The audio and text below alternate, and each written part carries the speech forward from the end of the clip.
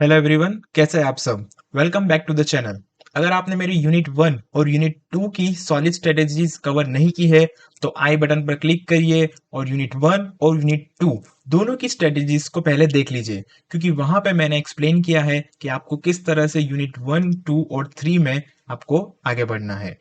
आज हम बात करेंगे बहुत ही एक्साइटिंग यूनिट की। आज हम बात करने वाले हैं ऐसी यूनिट जिसके बिना सीएसआई नेट का पेपर सेट नहीं होता है। वो है यूनिट 3, फंडामेंटल प्रोसेसेस। आसान भाषा में कहे तो ये हमारी molecular biology, replication, DNA synthesis और प्रोटीन सिंथेसिस।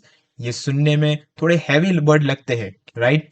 बहुत से स्टूडेंट्स इन लंबे प्रोसेस एंजाइम्स की लिस्ट देखकर ही शुरू में घबरा जाते हैं, पर आज मैं आपको एक सीक्रेट बताने वाला हूँ। इस यूनिट को आपको रटना नहीं है, इसके लिए एक मूवी की तरह उसको विजुअलाइज करना है। आज इस वीडियो में हम यूनिट 3 को पूरा ब्लूप्रिंट डिकोड करेंगे। हम देखेंगे कि इन प्रोसेस को पढ़ने का राइट अप्रोच क्या है, कौन सी स्टैंडर्ड बुक रेफर करनी है, एग्जाम में वो कौन से हिडन जेम्स है जो सीधा पार्ट सी में आते हैं, और किन लो यील्ड टॉपिक्स को आपको पूरी तरह से स्किप करना है। तो डरना बिल्कुल नहीं है, एकदम पॉजिटिव एनर्जी के साथ अपनी नोटबुक निकाल लीजिए और चलिए यूनिट 3 को मास्टर करने की शुरुआत करते हैं। आते हैं उस सबसे बड़ी प्रॉब्लम पर जो लगभग हर नया स्टूडेंट फेस करता है। सर, इतने सारे एंजाइम, इनिशिएशन फैक्टर और इतने लंबे स्टेप्स याद कैसे रखेंगे। एग्जाम में तो सब मिक्स हो जाएगा। अगर आपके साथ भी ऐसा होता है तो रिलैक्स हो जाइए, आप अकेले नहीं हैं। अगर आप अपना सिलेबस देखें तो यूनिट 3 में मेनली तीन बड़ी प्रोसेस चल रही है: डीएनए रेप्लिकेशन, आरएनए सिंथेसिस और प्रोटीन सिंथेसिस। अक्सर बिगिनर्स क्या गलती करते हैं, वो पहले प्रोकैरियोट्स का पूरा प्रोसेस लाइन बाय लाइन रटते हैं और फिर अगले दिन यूकैरियोट्स को पढ़ने लग जाते हैं। रिजल्ट क्या होता है, एंड में आकर एंजाइम्स और प्रोटीन की एक बड़ी सी खिचड़ी बन जाती है।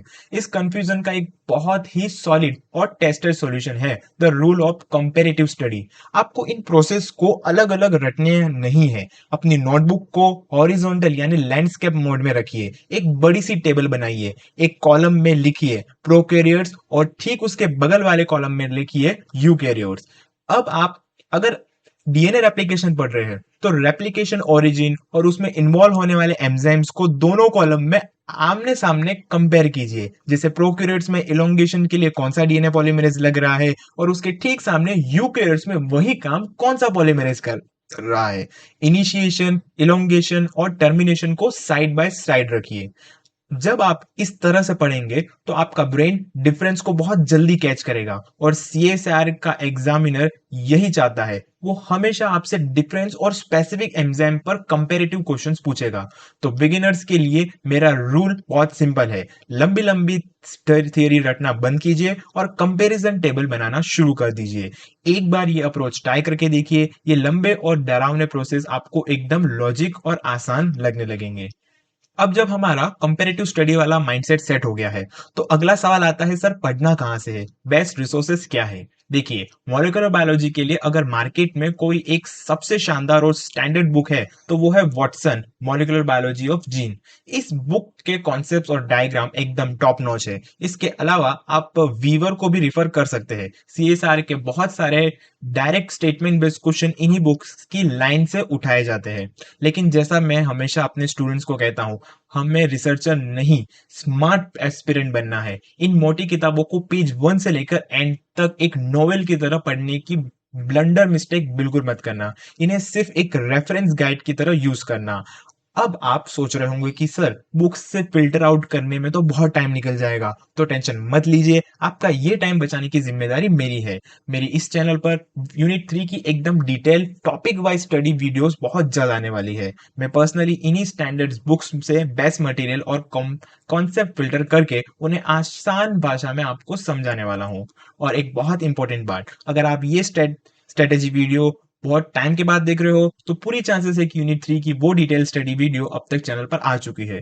तो एक बार तुरंत चैनल के प्लेलिस्ट सेक्शन में जाकर यूनिट 3 की प्लेलिस्ट जरूर चेक कर लीजिए। चलिए दोस्तों, अब आते हैं उस सेक्शन पर जो आपके मार्क्स एक्चुअली डिसाइड करेगा।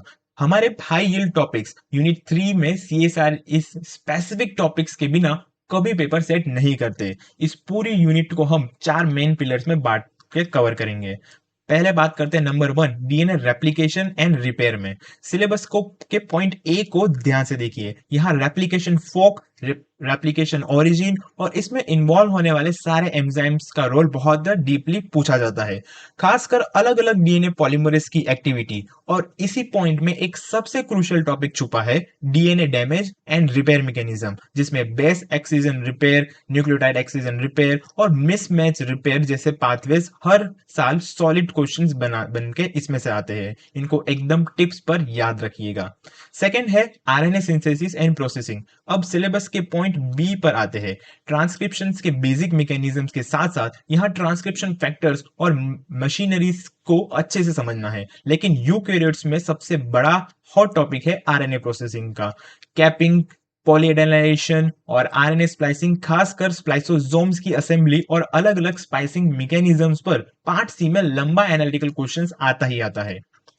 अब बात करते हैं नंबर 3, प्रोटीन सिंथेसिस और उसके इनहिबिटर्स पर। सिलेबस का पॉइंट सी देखिए, प्रोटीन सिंथेसिस, प्रोसेसिंग और डिग्रेडेशन, इसमें राइबोसोम का स्ट्रक्चर और ट्रांसलेशन का पूरा मैकेनिज्म वो विजुअलाइज करना ही है। लेकिन एक चीज जिसे सीएसआर का सबसे ज्यादा पसंद है वो है ट्रांसलेशन के इनहिबिटर्स। कौन सा एंटीबायोटिक किस स्टेप्स को और किस सब यूनिट को ब्लॉक करता है, जैसे टेट्रासाइक्लिन, क्रोमोफेनिकोल और पुरोमाइसिन का एग्जैक्ट टारगेट क्या है। इसकी एक सिंपल सी लिस्ट बना लीजिए, आपके 4 मार्क्स एकदम पक्के हो जाएंगे। Number 4, control of gene expression. Point D को ध्यान से देखिए, वहां regulation of gene expression in phages, viruses, prokaryotes and eukaryotes दिया गया है।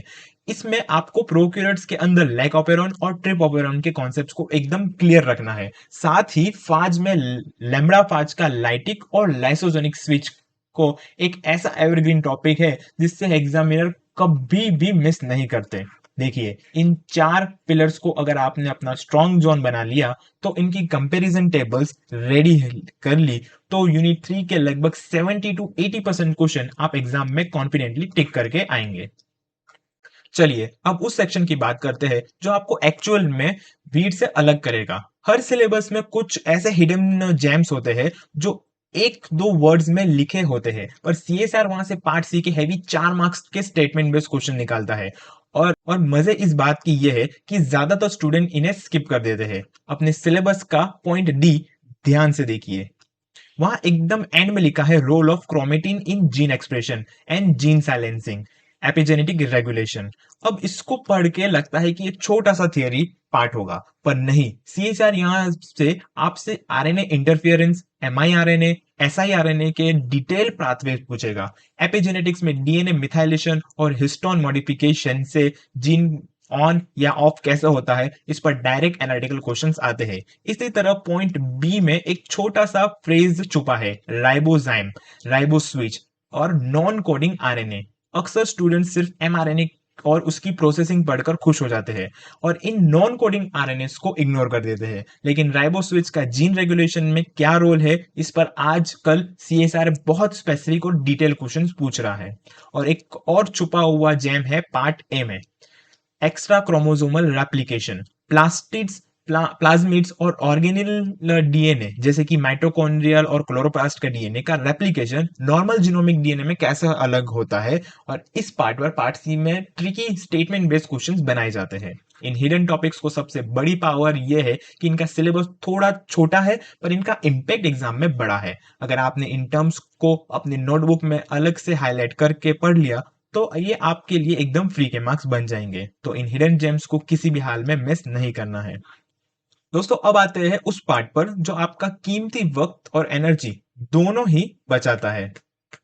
एक स्मार्ट एस्पिरेंट्स और एक एवरेज स्टूडेंट्स के बीच सबसे बड़ा डिफरेंस यही होता है कि स्मार्ट एस्पिरेंट्स को पता होता है कि क्या नहीं पढ़ना है। मॉलिक्यूलर बायोलॉजी पढ़ते वक्त हमें बहुत सारे क्लासिकल हिस्टोरिकल एक्सपेरिमेंट्स मिलते हैं, जैसे DNA as a genetic material के प्रूफ्स या रेप्लिकेशंस के सेमी कंजर्वेटिव नेचर को प्रूव करने वाले एक्सपेरिमेंट। देखिए, ये बेसिक्स के लिए अच्छे हैं, पर एग्जाम क्लियर करने के लिए आपको इन एक्सपेरिमेंट की बहुत deep historical detail, exact date या उनके बहुत ही एब्सक्योर स्टेप्स को रटने पर अपना टाइम बिल्कुल वेस्ट नहीं करना है। सीएसआर अब बहुत कॉन्सेप्चुअल हो गया है, तो आपको बस इन एक्सपेरिमेंट का अल्टीमेट कंक्लूजन और बेसिक लॉजिक पता होना चाहिए, बस। इसी तरह अगर आप सेक्शन डी में देखें तो वहां रेगुलेशन ऑफ जीन एक्सप्रेशन इनफाजिस लिखा है। यहाँ पर वायरसेस वर्ड देखकर पैनिक नहीं होना है। जैसे मैंने बताया कि लैम्ब्डाफाज और एचआईवी जैसे कुछ स्टैंडर्ड एग्जाम्पल जरूरी है, पर इसका मतलब ये बिल्कुल नहीं है कि आप दुनिया भर के सारे प्लांट और एनिमल वायरसेस के जीन रेगुलेशन में फंस जाए। सीएसआर वहां से रेयरली डीप क्वेश्चंस पूछता है।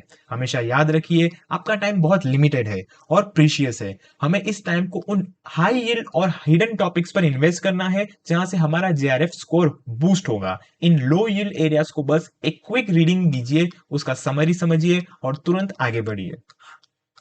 अब बात करते हैं एग्जाम हॉल के सबसे क्रूशियल डिसाइडिंग फैक्टर्स की तरफ, हमारी पेपर अटेम्प्ट की स्ट्रेटेजी पर। मॉलिक्यूलर बायोलॉजी पढ़कर तो सब लेते हैं, पर एग्जाम में ऑप्शन देखकर कंफ्यूज हो जाते हैं। यूनिट 3 के लिए आपको पार्ट बी और पार्ट सी को एकदम अलग माइंडसेट से क्या अप्रोच करना होगा। सबसे पहले पार्ट बी की बात करें तो ये सेक्शन आपकी मेमोरी और डायरेक्ट रिकॉल को टेस्ट करता है। यहाँ आपको एकदम स्ट्रेट फॉरवर्ड फैक्चुअल क्वेश्चंस मिलेंगे, जैसे कि किसी स्पेसिफिक डीएनए रिपेयर में एंजाइम्स का एग्जैक्ट फंक्शन क्या है, या मैच द फॉलोइंग, जहां एक तरफ ट्रांसलेशन इनहिबिटर्स दिए होंगे और दूसरी तरफ उनका मैकेनिज्म दिया होगा। फिर पार्ट बी का एक सिंपल रूल है, क्वेश्चन पढ़िए, अगर डायरेक्ट आंसर क्लिक हो रहा है तो टिक करिए, नहीं हो रहा है तो आगे बढ़िए। यहाँ लॉजिक लगाने से ज्यादा फैक्ट्स का काम होता है। फिर बात करते हैं कि आपका जेआरएफ और आपकी टॉप रैंक कंफर्म कौन करता है। पार्ट सी और सीएसआर एग्जामिनर्स को यूनिट 3 से पार्ट सी के क्वेश्चंस बनाने में सबसे ज्यादा मजा आता है।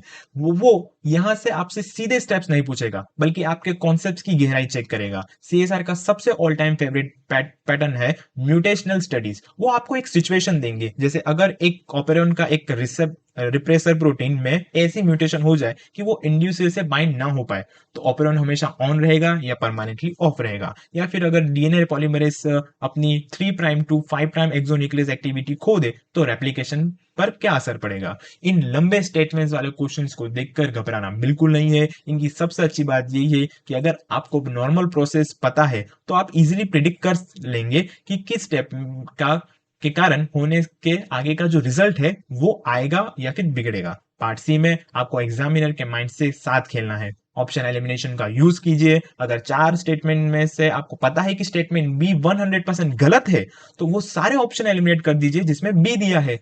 पार्ट सी में सिर्फ वही क्वेश्चंस पर अपना टाइम इन्वेस्ट कीजिए जहां आप नॉर्मल और म्यूटेटेड दोनों सिचुएशंस को लेकर एकदम कॉन्फिडेंट हो। ऑप्शन एलिमिनेशन की आर्ट सीख ली और तो पार्ट सी आपका सबसे स्ट्रॉन्ग स्कोरिंग एरिया बन जाएगा। तो दोस्तों ये थी आपकी कंप्लीट रोड मैप और स्ट्रेटेजी फॉर यूनिट 3 यानी फंडामेंटल प्रोसेस के लिए। मुझे पूरी उम्मीद है कि इस वीडियो के बाद आप मॉलिक्यूलर बायोलॉजी आपको एक पहाड़ जैसी रटने वाली यूनिट नहीं लगेगी, बल्कि एक बहुत ही लॉजिकल और मजेदार कहानी जैसी लगेगी। जाने से पहले मेरी आपसे बस एक आखिरी टिप यह है कि मैं जो कंपेरेटिव स्टडी और टेबल बनाने की अप्रोच आपको बताई है, प्लीज उसे कल पर मत छोड़ना। आज ही एक चार्ट पेपर लीजिए और प्रोक्यूरेट वर्सेस यूक्यूरेट्स का रेप्लिकेशन और ट्रांसक्रिप्शन आमने सामने लिखना शुरू कर दीजिए। जब आप इन एंजाइम्स को अपने हाथ से लिखकर कंपेयर करेंगे तो एग्जाम तक आप इन्हें कभी नहीं भूलेंगे। बस कंसिस्टेंसी बनाए रखिए और अपने रिवीजन पर भरोसा रखिए। अगर इस वीडियो से आपकी मॉलिक्यूलर बायोलॉजी की टेंशन थोड़ी भी कम हुई हो, तो एक क्लियर डायरेक्शन मिली हो, तो इस वीडियो को एक बड़ा सा लाइक जरूर दीजिए। अपने उन दोस्तों के साथ शेयर कीजिए जो इन लंबे प्रोसेस को देखकर डर जा रहे हो। और हाँ, चैनल को सब्सक्राइब करना बिल्कुल मत भूलना, क्योंकि हमारी अगली वीडियो होने वाली है एक और दमदार यूनिट पर, यानी unit 4 cell communication and cell signalling, जहां हम रिसेप्टर्स और पाथवेज का डर हमेशा के लिए खत्म करेंगे। और यूनिट 3 के डिटेल लेक्चर्स के लिए चैनल की प्लेलिस्ट चेक करना बिल्कुल मत भूलना। चलिए मिलते हैं नेक्स्ट वीडियो में, तब तक के लिए अपना ध्यान रखिए, अच्छे से पढ़ाई कीजिए, keep learning, keep smiling and all the very best for your preparation.